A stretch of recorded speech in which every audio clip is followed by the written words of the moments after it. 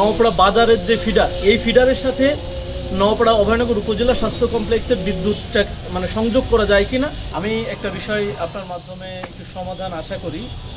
সেটা হচ্ছে কিছুদিন আগে আমার মেয়েটা অসুস্থ হয়ে পড়ে। সাধারণত আমরা যেহেতু হাসপাতালের সামনে দিয়ে আমাদের বাড়ি যেতে হয়, তো এই রুটে চলাচল করার কারণে হাসপাতালটাকে আমাদের কাছে সবসময় চোখের সামনে থাকে এবং হাসপাতালের যে সমস্যাগুলো আছে সেটা বেশি নজরে আসে।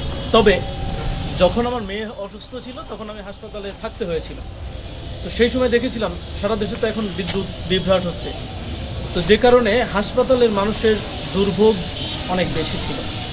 পাশাপাশি আমি ওই সময় বিদ্যুৎ অফিসে খোঁজ নিলাম, তখন তারা বলল এটা হচ্ছে স্বাধীনতা চত্বরের ওই পাশ, অর্থাৎ রেল লাইনের এই পাশে একটা লাইন, ওই পাশে আর একটা লাইন। তো ওই পাশের লাইনটা সবসময় একটু বেশি মানে লোডশেডিংয়ের আওতায় আনা হয়, আর এই পাশ অর্থাৎ নওপাড়া বাজারের অংশ অধিকাংশ সময় মানে একটু বেশি লাইন রাখার চেষ্টা করা হয়।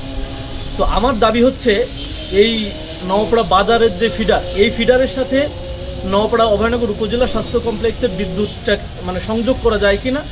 তাহলে দেখা যাচ্ছে হাসপাতালের যে মানুষগুলো থাকে তারা এমনিতেই কষ্টে থাকে, তারপরে বিদ্যুতের কারণে তাদের কষ্ট হয়, সেটা আরও বেশি কষ্ট বাড়িয়ে দেয়। যে কারণে আমি এটা আপনার মাধ্যমে একটু মানে সমস্যার সমাধান আশা করছি।